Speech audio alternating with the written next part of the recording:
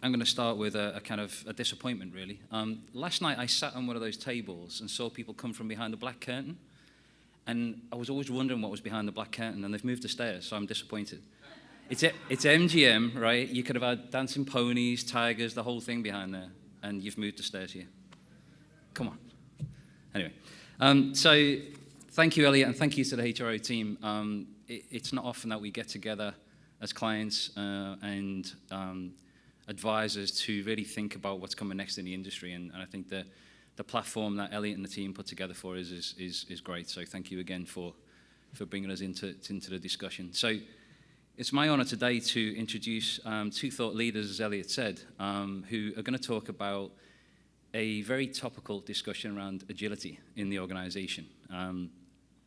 Korn Ferry is across the talent spectrum, so I think the intersection between the business strategy and the talent strategy means that we have a lot of data on professionals globally. And some of those stats for us, it's around engagement data on 6 million professionals. We have assessment data on 5 million professionals, 7,000 colleagues. We partner with 96% of Fortune, most of my companies. So the data we pull together gives us some fascinating insight into subjects just like this. So I'm going to ask a quick question. Hands up if you understand agility and the Agile organization, the kind of whole topic that's out there today. Good, because they're about to talk about it. I think the way to pull this together is, out in the marketplace today, there's so much out there to really overwhelm the talent acquisition professional. Whether it's about AI, whether it's about sourcing technology, whether it's about the assessment array of options out there, gamification, social media, there's so much out there that getting your head around what's the right tools to use as part of your talent strategy is all important. And, the Agile organization and the way that we do business today is certainly front of mind for many of you. And how do you adapt to that, given that it is very much top of mind for some of the thought leaders out there? So with that, I'm going to introduce Nathan Blain, who's a senior client partner at Korn Ferry, and a global leader for our talent strategy and work design solutions team based in Washington. And Peter Cappelli. So Peter's been introduced by Elliot a couple of times, but Peter's work, and hopefully you've read some of his articles recently, but director of the Center of Human Resources for the Wharton School. And they're going to host this session, and I think we're going to walk around in the audience as well. So please welcome them to the stage.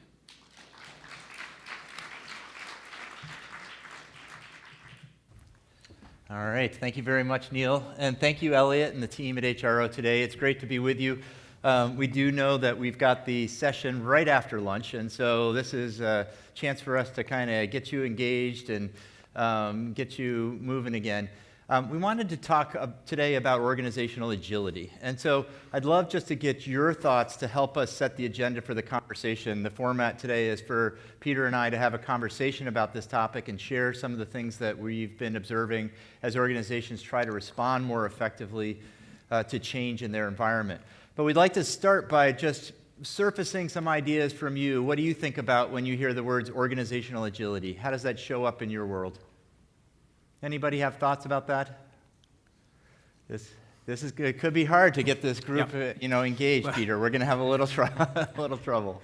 There is something in the MBA world called cold calling, where we just call on people.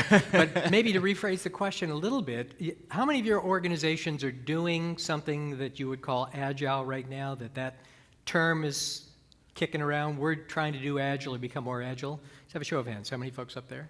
All right. So the question is for you folks, what does it mean in your own organization when you say we're doing agile? What does that mean? And could we ask now for a volunteer, because I know where your hands were and we could call on you in just a second. Just tell us, what does agile mean in your own organization when you're doing it? Yeah. So we're a software company. So we're all about agile development, which is the ability to quickly make changes, respond to the customer needs, the product needs, to get the input, have quick discussions, go back and make changes. So agility that way. So agility, flexibility. Right. Okay. That's great. And that's somebody else got one that's maybe different than that in your own organization? Something that means something other than flexibility? Yes, ma'am. Yes. We're moving more towards pulse surveys as opposed to annual employee opinion surveys. So trying to get data in real time as opposed to waiting a year or 2 years to get information from our employees. Okay. Great. So rapid feedback is what it means for you folks. Maybe take one more. Anybody got one more that's maybe different than the two we've heard before in terms of what Agile means in your own organization? One more from somebody? Yep. Brian, thank you. Thanks. It started off in our IT group, and it was really just a way for our IT teams to be able to move faster because the landscaping environment would change quite a bit, and so they needed to have more of an untethered way to be able to do things.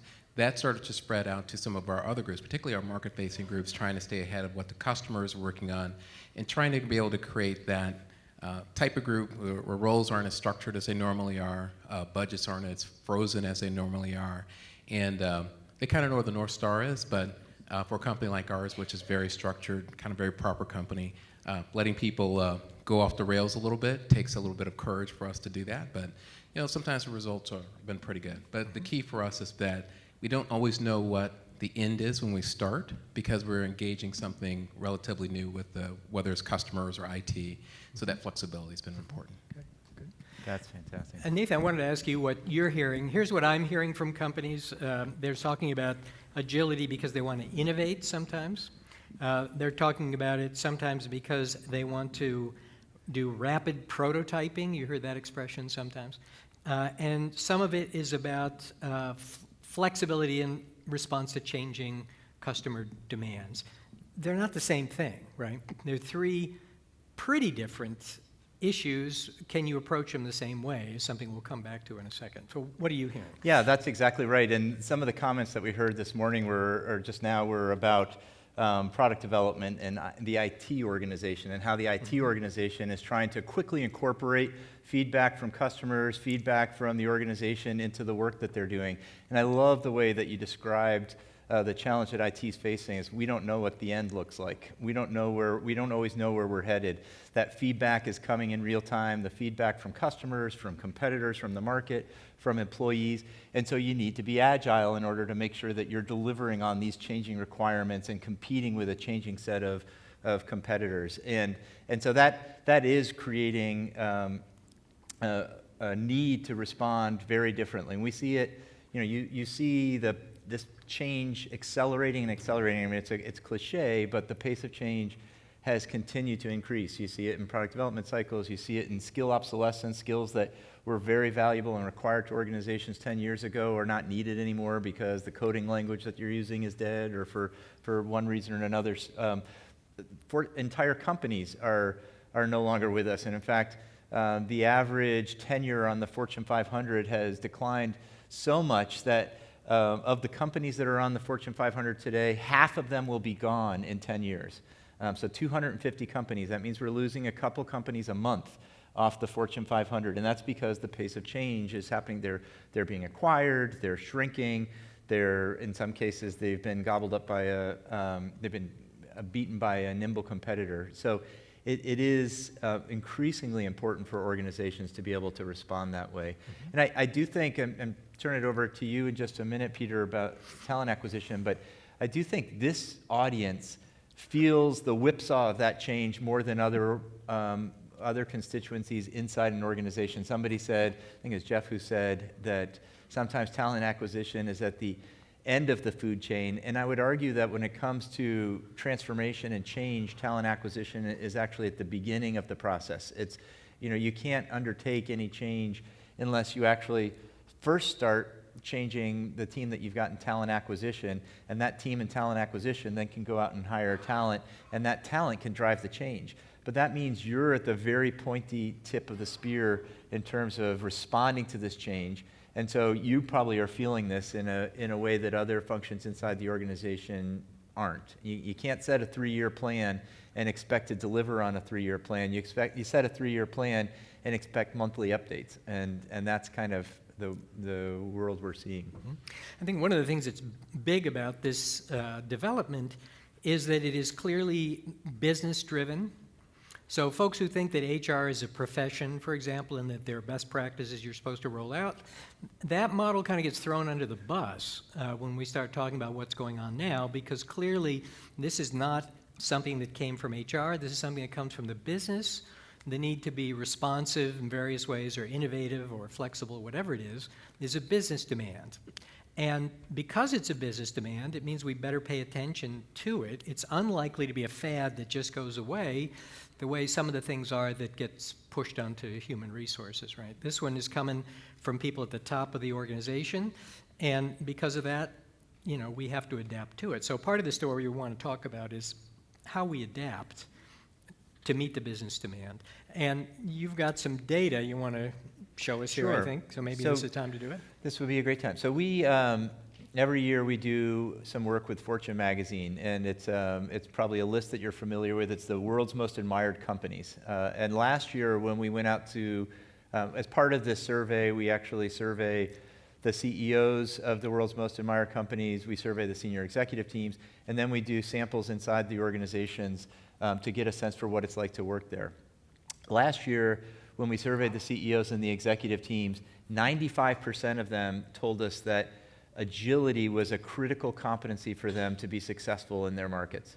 And so we decided we better take a deep dive on that. That caught our eye. And we looked this year, we did a deep study as part of the world's most admired company work. We did a deep study on what are the markers of agility inside an organization. And we found some really interesting things. There were 3 factors that actually differentiated the world's most admired companies from their peers. And if you flip, I actually probably have a clicker here so I can do this myself. Maybe I was overly confident. There we go. So this is the work that we do. And the 3 things that we found, well, first, what we found, which I thought was really interesting, was there's no difference in what should be done. So these are kind of the classic things that you'd expect an organization to do to become more agile. First, you want to make sure that your culture is attuned to being more agile, that people feel empowered to act, that they are curious by nature, so that they're trying to sense what their environment looks like. And so culture clearly is, you can't establish policy in response to change. You have to allow your employees to be seeing the change come and respond to the change. So that's clearly important. Eliminating processes, aligning people around a common purpose, having senior leaders role model the right behaviors. All of these things are the things that you'd expect people to say when you ask them, what does it take to be agile? What are the kinds of things that you need to do differently? What we found, can I just ask you to flip that one back for a yeah. second, because I've got a couple of questions here. Sure. Make sure we're clear, the dark bar are companies which are not performing as well and are not as admired as the light blue Exactly. bar, right? So the ones that seem most human resource focused to me are the ones where the peers think it's more important than the admired companies, particularly empowering frontline employees, which frankly I would have thought was the key to becoming more agile.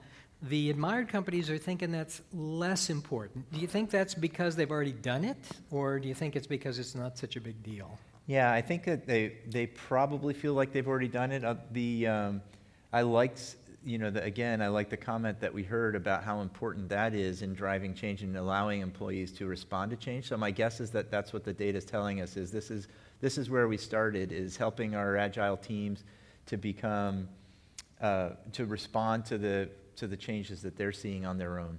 Okay. And the one just below that about revising performance management, which is something we've thought about before. Again, do you think that what's going on there, the less admired companies think it's more important is just because maybe they haven't gotten around to it? Or do you think that some companies got into this early of revising their performance management, getting rid of performance appraisals, and they've decided now, we're backing up? Yeah, I think it's the latter. I think this is one of the things that we Really? see. I think when we work with organizations that have agile teams working, they are very good at giving each other feedback and integrating feedback right away. And so I think this is, again, one of the things where an agile organization would say, we made this switch, we made it a long time ago, we know that you can't give people feedback once a year, you've got to give them feedback after every sprint. Okay. And that's the only way you get better results from the next sprint. And maybe one more, but if folks, if you have things you want to call out too, just call them out. Somebody will bring you a microphone. The thing I find interesting about this is if you look at the ones that both groups say, and they're actually not all that different, right? Yep. They more or less agree. Yep. The things up at the top, which are seen as more important, are the things that we might describe as squishier, right? Organization culture, alignment, role modeling, and the things that are at the bottom are things which are more tactical, like performance management and compensation. I'm a little puzzled as to why that is. Do you have a sense? My guess is that the squishier things are really what, in an agile world, those are the things that drive behavior. So this is not, being agile is not about top-down, policy making and decision making. Being agile is about encouraging behaviors on the front line, and the only way to do that is through these kinds of mechanisms, through changing your culture, through signaling to employees what's important, through role modeling, making sure that everybody feels that common purpose. And so you're establishing the norms of an organization, and those norms drive the behavior in an agile organization. So you're substituting culture for formal rules and procedures. Exactly. Okay. Yeah. Shall we see the next one? Yeah. So the three things where we saw big gaps between the agile companies and their peers. One was prioritizing opportunity. And this is one I love because I think frequently when organizations think about agility, when people think about what does an agile organization look like, they think it must be a frenetic place, that people are constantly responding to the stimuli around them, that they're sensing their environment and they're responding to that. And what we find here, and I'll take you through the data in just a second, is that the agile organizations are really good at prioritizing. Second thing that they're good at is building capability, and they build that capability through talent. So I think you all will find this in particular very interesting. And then finally, they deploy teams well, and this gets back to some of the things that they do structurally and also some of their talent management practices that allow them to manage those teams effectively. So on prioritizing, when you're talking to these companies, do you get a sense that they are just prioritizing, or is there a bunch of stuff they're also saying we're not going to do that?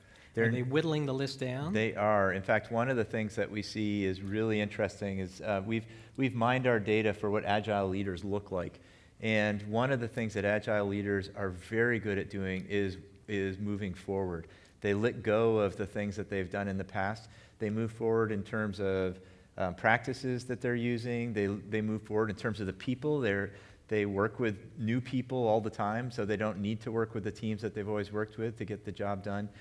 So they're very much forward focused. And that is, I think that's the hardest thing for most leaders, is to let go. It's not to move forward, but to let go of the mindset and the management practices that you've relied on to be successful. Just want to tell a quick anecdote. For those of you who know Sandy Ogg, who was the head of human resources for Unilever, and then he went to private equity firm. I can't remember the name of it. Anybody know out there which one he went to? I think it was Blackstone. I think that's maybe not. Yeah. Anyway, he was an operating partner in private equity, and he was brought in to help them sort out their leadership issues and figure out. You think about private equity, you're constantly putting people in leadership positions. And he has a rule of thumb. He says that the presidents of these operating companies, if they have more than 3 priorities, if they have more than 3 agenda items, 3 initiatives, he says it's not going to work, right? Because you just can't get the energy around it. And somebody asked him, how did you come up with that? And he said, when I got to Unilever, we had 115 initiatives for the corporation. And I sat down with the operating committee, and I said, which ones of these are you all in for? Okay? Yep. You're really behind. And he did that for 5 or 6 members of the operating committee, and he discovered that there were only 3 items out of those 115 where there was overlap among the operating committee. And he said, that seems like a good rule of thumb. So that's where he got it. And I think that's a really important change, right, to try to focus organizations on a really smaller set of initiatives. Yeah. And a hard thing, that takes a little bit of discipline to do. So I'll take you through the data just quickly. Here's where you see the big gaps in how the employees at the agile companies observe their company. and the employees at their peer companies. So they all expect change to happen at the Agile company, so we expect our priorities to shift. But the two big ones here are that our organization focuses on a reasonable number of priorities, and that also that we are consistently capturing the next opportunity. So we're really good at this. We pride ourselves in making sure that we're capturing the next opportunity.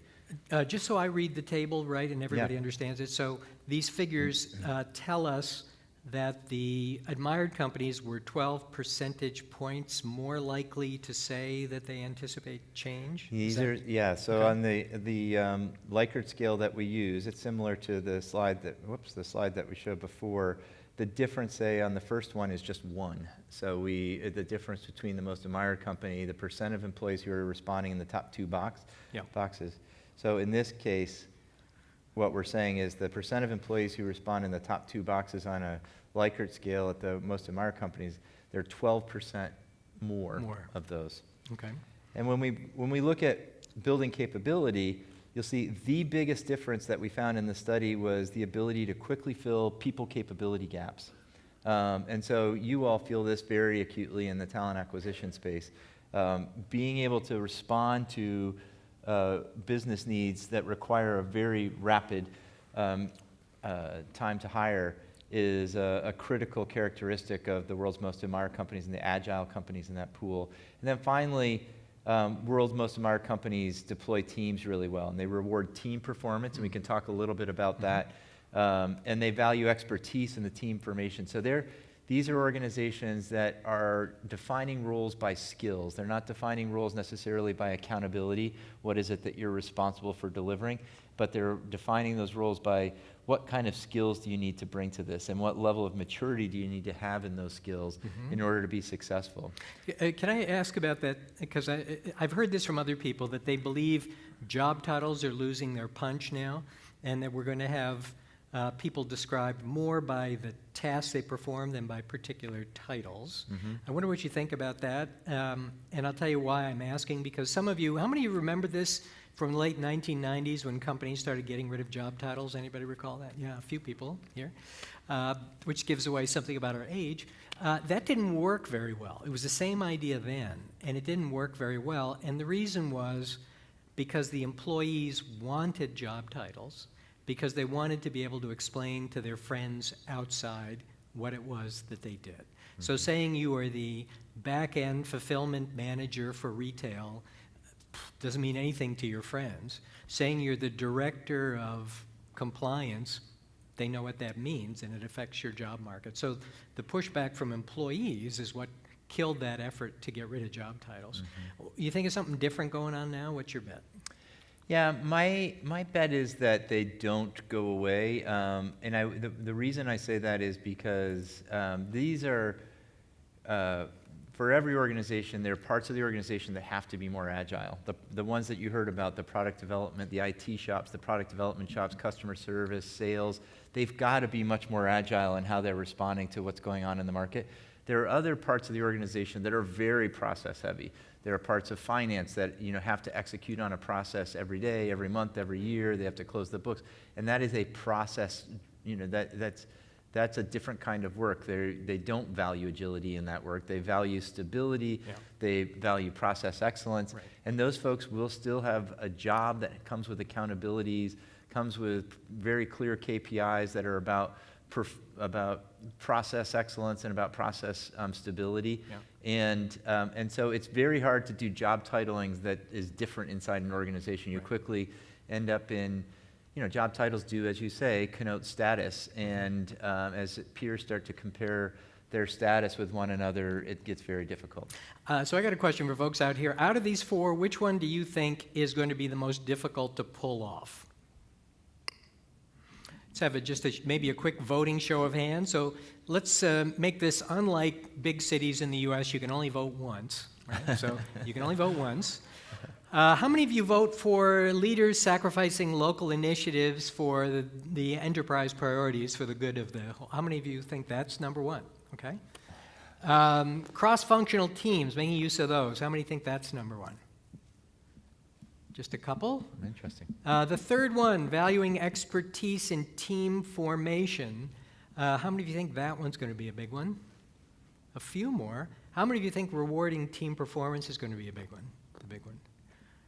Oh, interesting. Now, so leaders sacrificing their local initiatives for enterprise priorities is the big winner here. Yep. I was going to vote for the last one, and that is rewarding team performance, because I think in many organizations we are so wedded to the individual as the unit of responsibility, and we're so persuaded that the whole way you manage people is to reward good performers and reward and punish bad ones, that it's all about the individual. And breaking that and thinking about the team as the real unit, and the team performance, rewarding the team, not trying to pick individuals out of them and reward them separately, seems to me such a big change that I see that as a very difficult thing to pull off. Do you got a favorite out of this one? Yeah, I mean, I agree with that one. I also agree with the crowd in getting leaders who have been rewarded for their individual contributions. In some senses, they're related. So a leader who's got a set of KPIs or a career that depends on growing a business, getting them to sacrifice the resources that they have in their team for an enterprise priority that might not be so clearly traced back to them as a leader, but clearly traced back to the contribution of their teams. Yep. It takes a very enlightened leader to say, hey, yeah, I understand this isn't about me, this is about the enterprise, and I want my team to have a chance to contribute more meaningfully to the enterprise. Okay. Well, and I know that Elliot promised that this wouldn't be a research run, but that's kind of the run of slides. Those are the things that we had wanted to share with you about the differentiation. And so maybe we can talk a little bit about, for those of you who don't know, Peter published an article about how HR is enabling agility inside organizations. And maybe we can talk a little bit about what the principal findings were in that work that you did in the article that you wrote for HBR. Yeah, I've got to talk about this tomorrow. Oh, you do? Okay. So I probably don't want to give away too much of my best material. So it's a teaser. Here. But one thing I think, which is pretty important for us to talk about, is it sounds like such a reasonable thing, right? Who wouldn't like to be a more flexible organization? Who wouldn't like to be more innovative? Who wouldn't like to be able to be more responsive to changing markets? It sounds like a perfectly wonderful thing.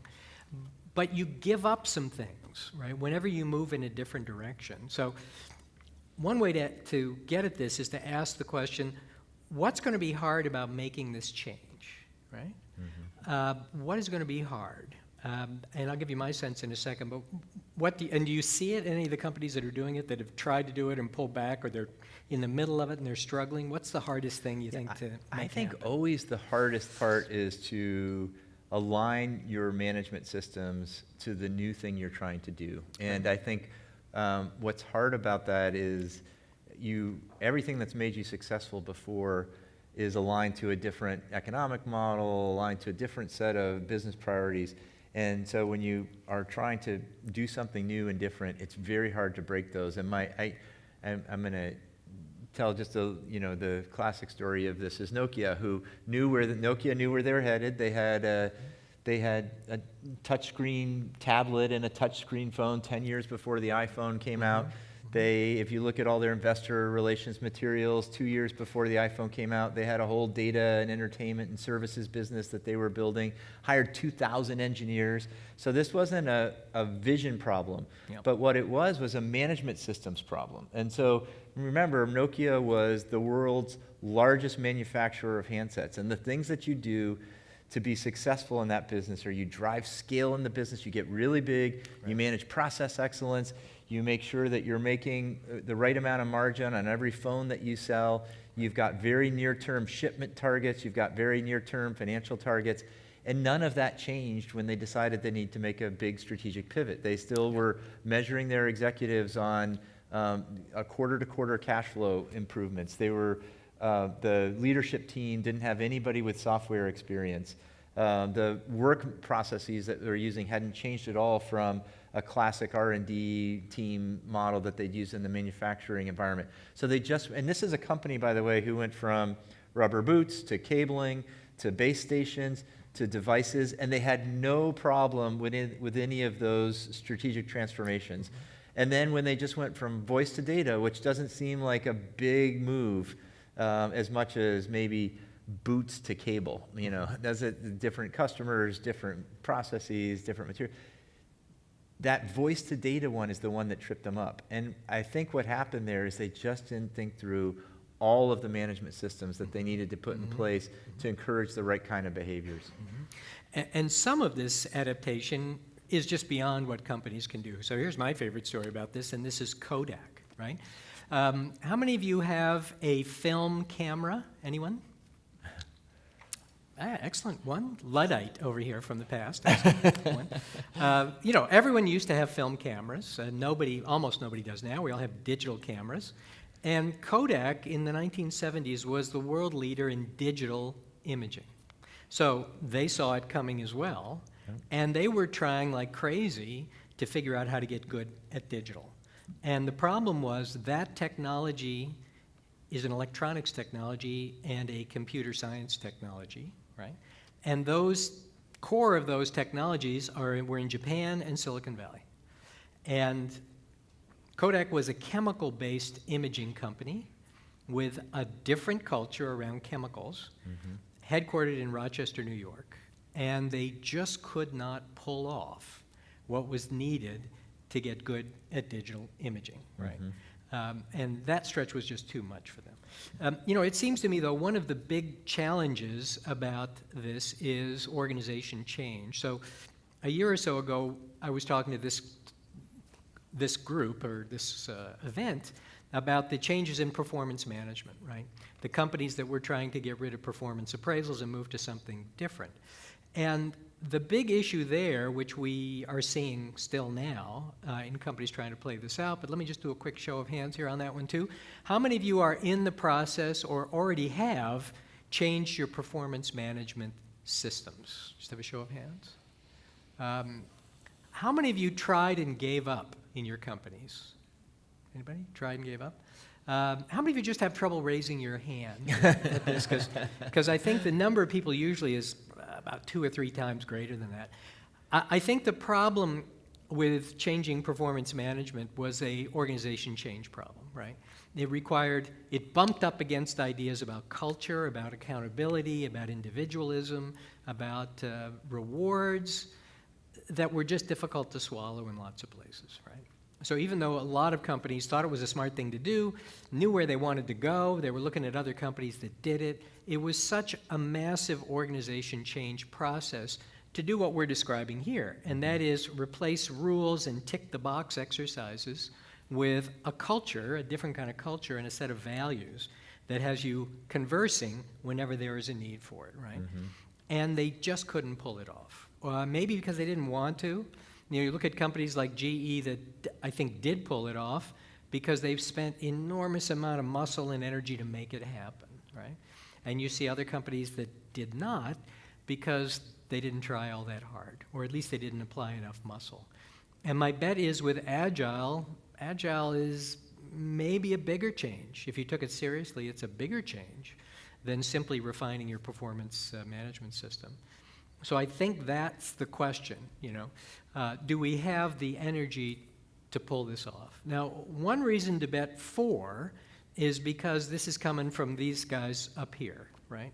This is coming from the CEO level usually, saying this is a business priority, and they've got the muscle to do it if they're willing to spend the capital in order to make this thing happen. I don't know how many of the companies that are talking about Agile now, the CEO and the folks at the very top are willing to put the muscle behind this to really change the businesses. In which case, we'll be talking about this in a year or two from now as a fad that came and went, at least in those companies, I think. And there's plenty of risk for those senior leaders who are trying to drive this because they do lose a certain amount of control, and that's the part of the process. That's part of what you're trying to do is shift decision-making, shift the resource allocation closer to the customer, closer to those points where your environment is changing. And so it's for a CEO who says, I know where we need to go, and most CEOs say, I know where we need to go, to play a lesser role in how to get there is scary for them. I think that's tough for most management teams to embrace, and it certainly was part of the Nokia story. They continue to make decisions at the executive team and float those down. Yep, no, I think that's right. Maybe this is a point in the program where we could hear from some of you folks who are already in the middle of this transition, or those of you who have questions for us or for other folks who've seen it happen. This is the audience participation part of the program here. So maybe we take a minute or so and see if anybody would like to jump in and join us in this discussion before we get ready to wrap things up.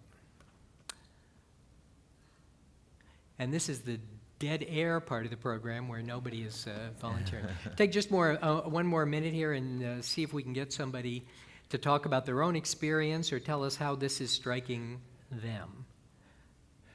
And while people are getting their courage up, let me see if we can do one more vote question, and that is, if we come back to this conversation in, let's say, 3 years, and looking back on what we're talking about today, do you think we're going to see this, describe it in 3 years out as a fad that came and went? Or are we going to describe this as something that was revolutionary and we were just watching it to start happen now? So fad or revolution? Those are the two choices. There's no third choice, right? So how many of you would say fad? Raise your hands. It's okay if you think it's a fad, right? How many of you think revolution? And what are the rest of you thinking?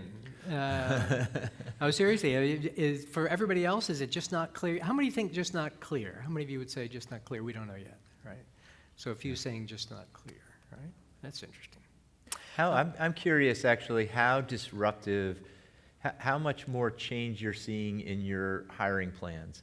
So are you seeing, compared to 4 years ago or 5 years ago, the hiring plans that you're executing against, have those become more volatile? Are you getting more fluctuations in quantity, dramatic transformations in the types of skills you're looking for? Are you seeing, and I don't know how to ask this in a way that's, I can get an answer in hands, but I'll figure that maybe you can help me with that, Peter. But I'm interested in also hearing whether the changes are coming more frequently. Is this something, again, we used to encourage clients 10 years ago to build 3-year strategic workforce plans because that 1-year budgeting cycle wasn't allowing you to get ahead of the hiring needs that you had and the true capability needs that you have. And now we're actually saying, hey, build that 3-year plan and then update it monthly so that you can see the changes that are occurring in your demand and the demand for talent. So you're seeing companies adjust their plans monthly now? Oh, absolutely. Monthly. We're seeing people who we're working with banks who are, dramatically changing the kinds of people they're hiring and also their footprint. They're trying to ramp down their branch network, and they're trying to build out their digital product suite. And so they need a very different type of talent, and they can't build out the digital product suite unless they have the resources that come from ramping down the branch network. And let me do just a quick reality check here. If you're changing your plan every month, how far out does your plan go? It's a 1-month plan, right? If you're adjusting it every month, and the adjustments are not constrained, you can adjust it however you want, you're pretty much doing month-by-month planning, right? Which is a big, big change. So I think, Nathan, if I could just restructure your question here, ask it differently. It seems to me what you're asking, are folks backing into Agile anyway, even if they don't have a formal Agile program? Are you finding that because you have to respond to this volatility, you're effectively experiencing it anyway? So let's ask the question, maybe with a quick show of hands. Volatility going up with respect to your hiring plans? Just have a quick show of hands. How many of you say yes? I think given our difficulty in raising hands, I'm going to say that was a majority. Majority, yeah. And I think we probably should take the last couple of minutes here to wrap this thing up. Let me give you my quick sense of it, Nathan, that maybe you could as well. I think this is a moment where companies are making choices, and maybe the choices depend on where your product market is, and maybe they depend on how important innovation is and the industry you're in. And some are saying this is a really big priority to become more innovative, to adapt more. And they're going to go down this Agile path, and others are not, right? And that's a distinction, right? Because we've been very focused on best practices, particularly human resources has been really obsessed with what everybody else is doing. And this is a breaking point where not everybody is going to be able to do this, not everybody needs to do it, but some really do and some are going to take it quite seriously. And if so, those are going to be really different organizations compared to where they are right now. So I think this is a big breaking point in what we're seeing. Whether companies who are go down the path can really pull it off, I'm not so sure. What do you see? Yeah, I mean, I think this is from a talent perspective and a talent acquisition perspective, I think this is also a really big shift. It means a lot fewer people who see their roles as setting direction and a lot more people who are day-to-day doing and executing. And, you know, flatter organizations reflect that, and the kind of volumes that we're seeing in hiring reflect that. So it's going to be, I think, a pretty big transformation. Very good. Why don't we end it here, and please join us in thanking ourselves for a great presentation. Yeah, thank you.